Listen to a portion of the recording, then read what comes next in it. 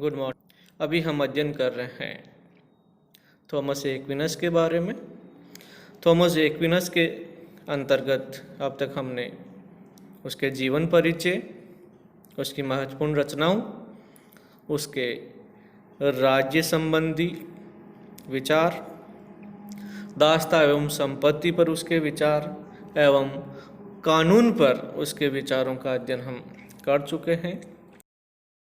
हमने यह भी देखा कि एक्विनस को मध्य युग का अरस्तु भी कहा जाता है। आज हम अध्ययन करेंगे कि एक्विनस को मध्य युग का अरस्तु क्यों कहा जाता है। तो आज का हमारा टॉपिक है एक्विनास मध्य युग के अरस्तु के रूप में। थॉमस एक्विनस ने अपना संपूर्ण राजनीतिक चिंतन अपनी ईसाईयत विचारधारा को अरस्तुवाद के साथ मिलाकर ही खड़ा किया है, इसलिए उसे ईसाई अरस्तु भी कहा जाता है। अल्बर्ट महान के चरणों में बैठकर एक्विनास ने अरस्तु की जो शिक्षाएं ग्रहण की, उनका स्पष्ट प्रभाव उसके चिंतन पर पड़ा दिखाई देता है। अरस्तु की मृत्यु के पश्चात अरस्तुवाद की लंबे समय तक एक्विनास से पहले किसी ने चर्चा नहीं की।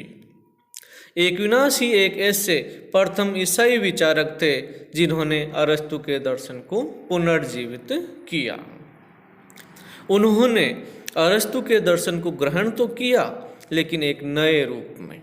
उसने अरस्तु के दर्शन तथा ईसाई धर्म सिद्धांत में समन्वय स्थापित किया।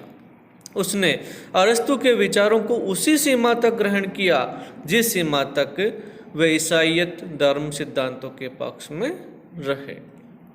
एक्विनास ने अरस्तु की गलत धारणाओं का सर्वथा त्याग किया।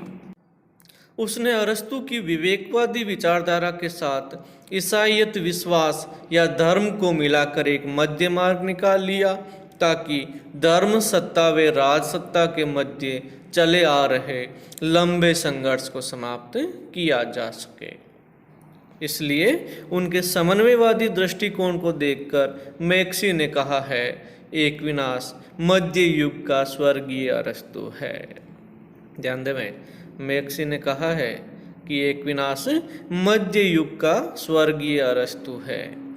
फोस्टर ने भी कहा है कि ऐसा प्रतीत होता है कि एक्विनास ने अपने राजनीतिक दर्शन को यूनानी आधार पर ईसाई मुंडेर पर खड़ा किया है। इससे स्पष्ट हो जाता है कि एक्विनास पर अरस्तु की विचारधारा का काफ़ी प्रभाव पड़ा, जिस कारण वे मध्य युग के अरस्तु कहलाए। एक्विनास को निम्न आधारों पर मध्य युग का अरस्तु कहा जाता है। पहला आधार है, अरस्तु के धर्मनिरपेक्ष विचार दर्शन ने एक्विनास को काफ़ी प्रभावित किया है। इस आधार पर एक्विनास ने मध्यकालीन धर्मांधता के गर्त से राजनीतिक चिंतन को बाहर निकालने के लिए एक सेतु का निर्माण किया है। उसने अपने चिंतन में वैज्ञानिकता को प्रवेश कराकर राजनीतिक चिंतन की महान सेवा की। उसके प्रयासों से अराजनीतिक चिंतन पुनः उसी स्थिति में आ गया जो अरस्तु के समय में था। एक्विनास ने अरस्तु की ही तरह मनुष्य को स्वभावतः तथा अनिवार्यतः एक सामाजिक प्राणी माना है। समाज के बिना व्यक्ति का कोई अस्तित्व नहीं है। इस सिद्धांत के आधार पर एक्विनास ने राज्य को प्राकृतिक संस्था सिद्ध किया। उसने स्पष्ट किया कि राज्य मनुष्य प्रकृति पर ही आधारित है। उसने ईसाईयत विचारधारा को नया रूप दिया और कहा कि राज्य की उत्पत्ति आदिम पाप का फल नहीं है। राज्य को व्यक्ति के लिए स्वाभाविक मानता है, ऐसा एक्विनस का विचार है। साथ में राज्य ईश्वर द्वारा स्थापित संस्था भी है, जिसका कर्मिक विकास हुआ है। अरस्तु के सिद्धांतों के आधार पर ही एक्विनस ने कहा है कि राज्य मानव समाज का अनिवार्य घटक है। फिर भी राजनीतिक सत्ता अन्य सभी की तरह ईश्वर से व्युत्पन्न है। चर्च राज्य का विरोधी न होकर उसका पूरक है। एक्विनास ने भी अरस्तु की तरह श्रेष्ठ जीवन की प्राप्ति के लिए राज्य को अनिवार्य माना है। एक्विनास का कहना है कि राज्य व्यक्ति की पूर्ण प्राकृतिक आत्म अभिव्यक्ति की प्राप्ति का साधन है। राज्य के आदेशों का पालन करके ही व्यक्ति श्रेष्ठ लक्ष्य को प्राप्त कर सकता है।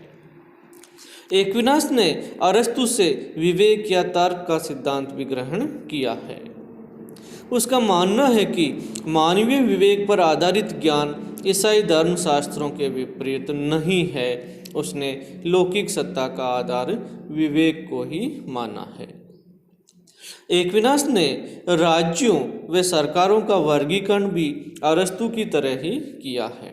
उसने अरस्तु की तरह ही राजतंत्र, कुलीनतंत्र और सर्वलोकतंत्र तथा उसके 3 ही विकृत रूपों का वर्णन किया है। उसने राजतंत्र को उत्तम तथा लोकतंत्र को निकृष्ट रूप बताया है।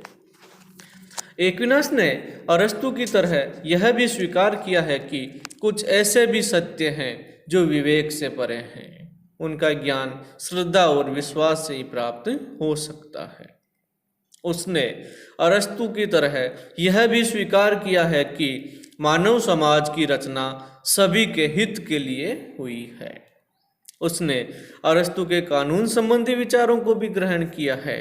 वह कानून को विवेक का परिणाम मानता है, परंतु एक्विनास ने कानून के विचार को व्यापक आधार प्रदान किया है।